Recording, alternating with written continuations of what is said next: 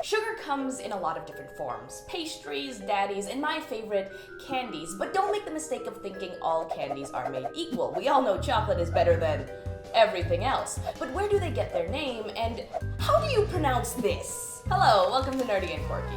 Here's some cool history. Let's start off with the story of terrible lies, aggressive marketing, and baseball. That's right, Baby Ruth. Now, obviously this is named after Babe Ruth, but its original manufacturers, the Curtis Candy Company, didn't want you to think that. Or more accurately, they didn't want the law to think that. They said it was named after a totally different Ruth. Ruth Cleveland, the daughter of President Grover Cleveland, who visited their factory and inspired their name.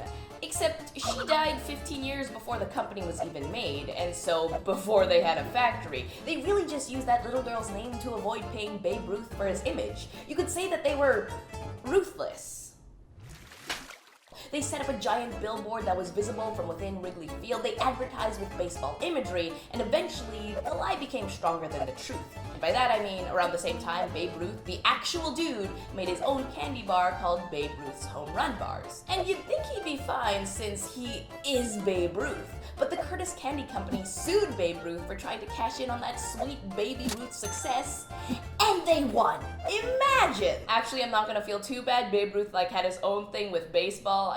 He didn't really need the candy. But what about Reese's peanut butter cups? That's right, Reese's, not Reese's, because that makes no sense. Look at that apostrophe. Reese's peanut butter cups are the peanut butter cups of a guy named Reese, specifically Harry Burnett Reese. He was originally a farmer who ended up working for Hershey's on and off before he was inspired to start his own candy company under the condition that he only use Hershey's chocolate. Now, he achieved mild success in the local markets, but when a distributing store told him to make peanut butter cups since he needed more in stock, Reese went, I could do that. And he did. And it quickly became his best-selling item despite not being his favorite. And that favoritism could have led to the death of his peanut butter cups had it not been for World War II.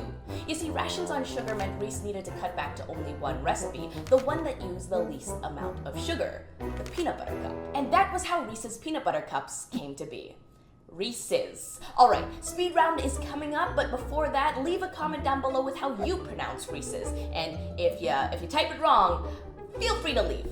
Okay, let's go. M&M's, a collaboration between Forrest Mars of Mars and William Murray of Hershey's. M&M stands for Mars and Murray. KitKat, named after a popular club which was named after a meat pie which was named after its chef, Christopher Catley. Snickers. Frank Mars, creator of the Mars Company, had a horse named Snickers. He liked the horse and he made chocolate. Oh, Henry. A player named Henry used to hit on chicks on the production line of a candy company and they were like, oh, Henry, milk duds. They were supposed to be perfect spheres of milk chocolate, but they weren't. They were duds. And finally, Twix. No one knows. It just sort of happened. Well, those were some cool candy name origins. Now, what about you guys? What is your favorite candy? Tell me down below, and don't forget to like this video and subscribe for more cool history. And if you want some more delicious trivia, I debunk carrot myths here and explain why we jump out of cakes here. Surprise, there's murder. Don't know what this was. But either way, have a lovely day.